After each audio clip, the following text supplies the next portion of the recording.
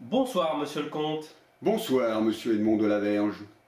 Encore avec votre cigare, monsieur le comte. Oui, un ami m'a dit que c'était un signe phallique. Donc, comme je suis un sale phallocrate, j'assume. Justement, si nous parlions de la femme aujourd'hui, monsieur le comte. Le poète dit que la femme est l'avenir de l'homme. Moi, je dirais que la vraie femme est à venir. Comment ça, monsieur le comte?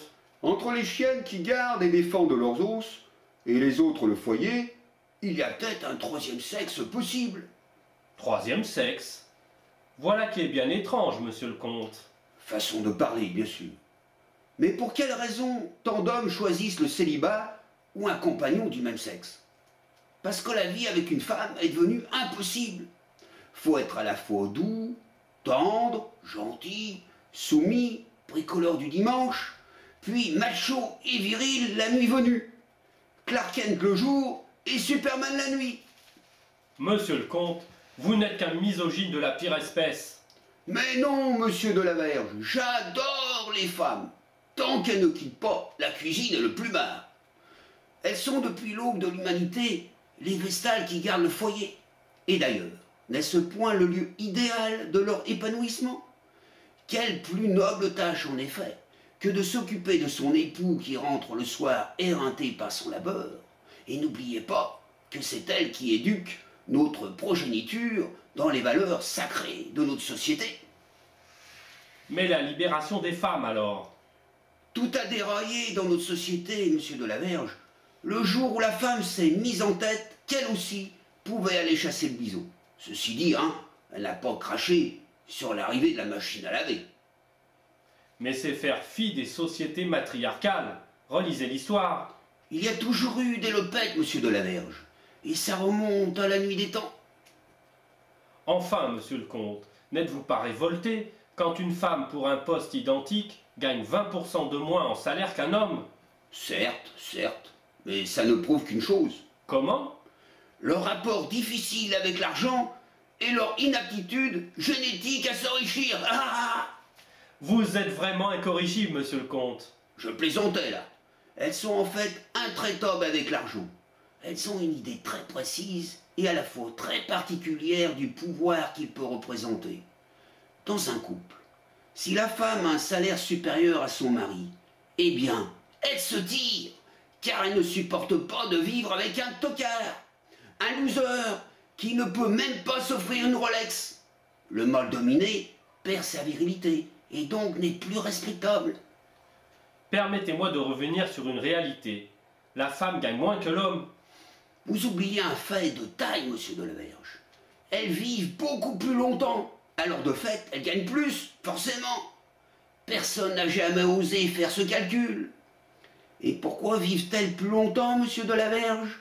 Eh bien, c'est tout simple. À force de mettre sans cesse leur mec sous pression, travailler plus pour dépenser toujours plus, en fait. Et pourquoi, monsieur de la Verge? Pour paraître vis-à-vis des autres femmes, les rendre jalouses. Venez voir ma maison, mon jardin, mon mobilier, ma piscine et, accessoirement, mon mec. C'est l'escalade. Le pauvre gars, devenu alpiniste, dans cette folle course au sommet, lui qui ne pensait qu'à l'escalader, justement, finit par dévisser. Lui qui, sa vie durant, fantasmait sur la pipe idéale, il la casse. Pauvre homme!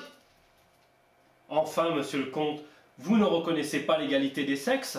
Vous plaisantez, mon cher. Je reconnais tout à fait que la femme est bien supérieure à l'homme. Heureux de vous l'entendre dire.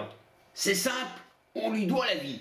Et vu ce que les humains ont fait ici, c'est bien la plus belle saloperie qu'elles peuvent nous faire. Avec leur désir irrépressible de moutard, elle a peuplé le monde, et maintenant on est bien emmerdé. Vous voyez bien que depuis le début elles nous font chier. D'ailleurs, ce sont elles qui nous apprennent à aller sur le pot. Il ne faut pas l'oublier, ça.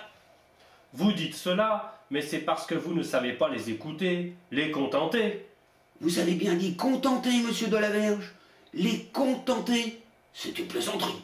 Vouloir contenter une femme, c'est comme vouloir explorer le cosmos avec le premier Spoutnik.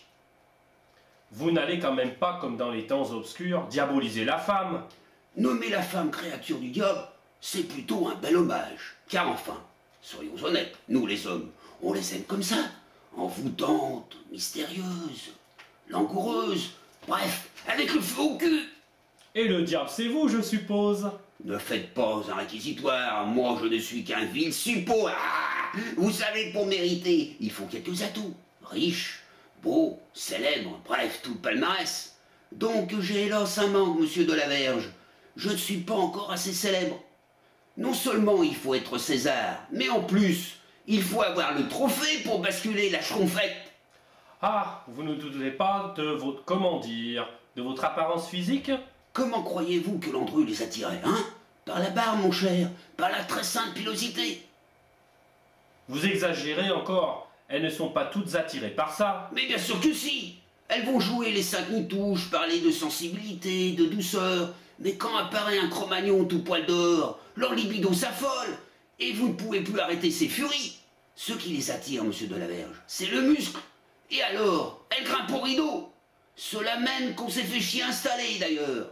Car elles nous trouvent toujours des trucs très intelligents pour occuper notre quotidien. Quelle est pour vous la plus grande différence entre un homme et une femme? Il y en a plusieurs. Mais il y en a une que je nommerais le syndrome du détail.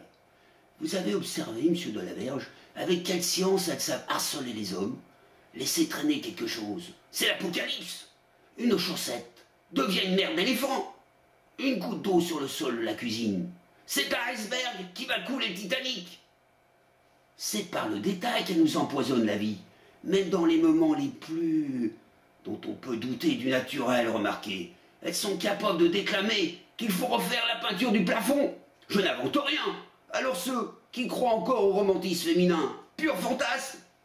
Et vous-même, êtes-vous un grand romantique, monsieur le comte? Peut-être le dernier même.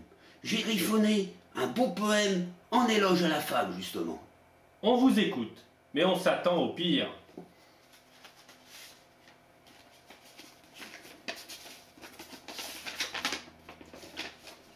Moi, l'homme de Mars, révolté du Bounty, et toi, belle de Vénus, des terres d'Italie, que j'aime avoir, chère garce, de ton corps si parfait, les plus doux secrets. Comme un navire qui appareille à l'appel des sirènes, mon somptueux, mon noble appareil se lève vers toi, ô ma princesse, ô ma reine. Mais quand le verbe dans ta bouche remonte, et que tu siffles entre tes dents, salaud de conte, je crois boire un vin frelaté, et voir tout un ciel d'anges castrés. Vous m'épatez là, mais un grand poète ne vous aurait pas inspiré par hasard? Vous voyez juste, monsieur de la Verge, j'ai cueilli pour votre plaisir une fleur du mal, légèrement trafiquée. Bon, avant de finir lynché par notre auditoire féminin, on va arrêter là, monsieur le comte. Dommage, par ma sainte barbe et par mon vieux braquemar, j'aurais bien poursuivi sur la garce, moi. Mais bon, au revoir, et en dépit de toutes les apparences, je vous aime, mes très chers compagnons.